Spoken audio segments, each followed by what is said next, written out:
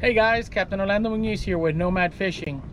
As we come up into late July and August, September, October, we should see more and more calm days. Some days you get doldrums with no current and no wind. And one of the best ways you can fish on these days is by trolling planers. You can troll planers various different ways. You can troll spoons, you can do strip baits. Today I'm going to show you how I would rig up to troll spoons. I'm going to show you one way to do it. There's a couple other ways, but today I'm just going to concentrate on the basic way to troll the spoons, and I'm going to take you through it step by step. Stand by. All right, before we get started, let's start with the rod and reel. For trolling planers, you want a rod that's fairly substantial, a trolling style rod. You could have either this one here has got roller guides. You don't have to have roller guides. You can use ring guides as well. Sometimes they actually work better in some cases, but either one works. So the rod's got to be a little stout, but you also want some flex in the tip. You don't want it to be a broomstick type rod. You want a little play.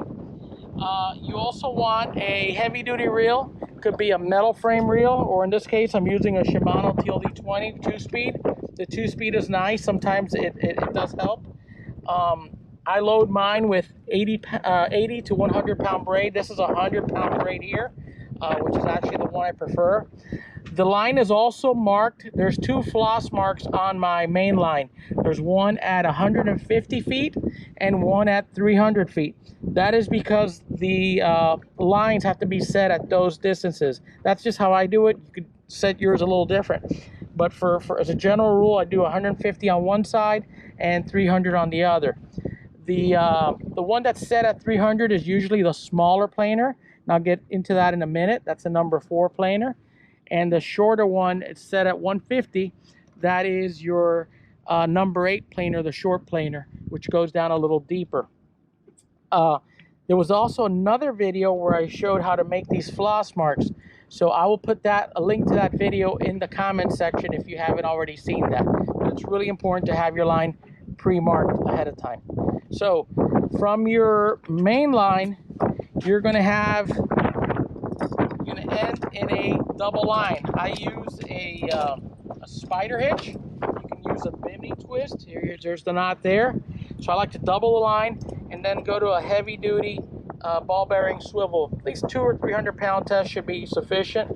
But you definitely want a ball bearing swivel and a good quality swivel to keep this from getting tangled. In this case, I'm using a number 4 planer. This is an Old Salty. These work very well. And then I also have my leader, which is attached to the back side of the planer. I've got 2 ball bearing swivels on here, and that just cuts down on the twist and keeps bad things from happening. The leader, I use 50-pound test clear monofilament leader material. And then there's about like I said, 90 to 100 foot of that. And then at the very end, right before the spoon, I like to tie on 4 or 5 feet of 50-pound fluorocarbon. And then I unite the two using an 80-pound sproul swivel.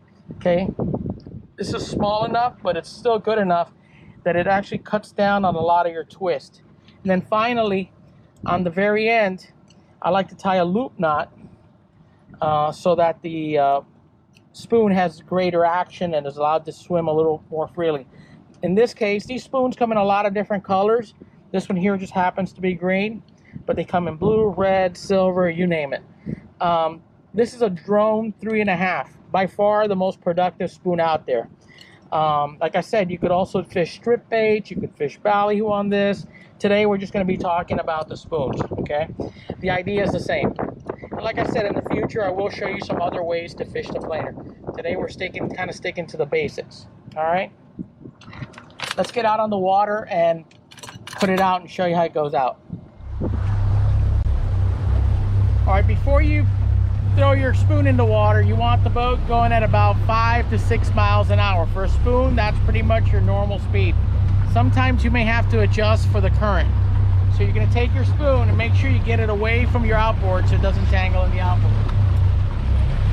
I like to hold it there in the prop wash and make sure that it's swimming properly before I let it go. Make sure it's not fouled up. Now we're going to let out our 100-foot leader.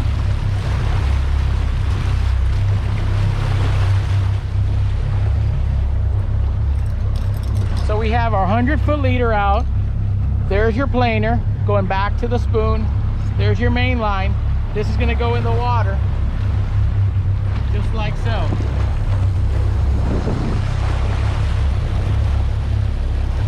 And you're going to let that out until you get to that first mark at 150.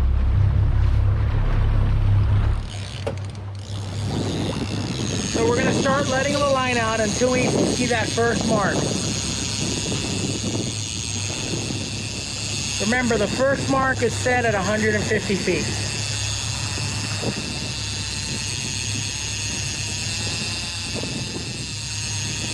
There it is. There's the mark.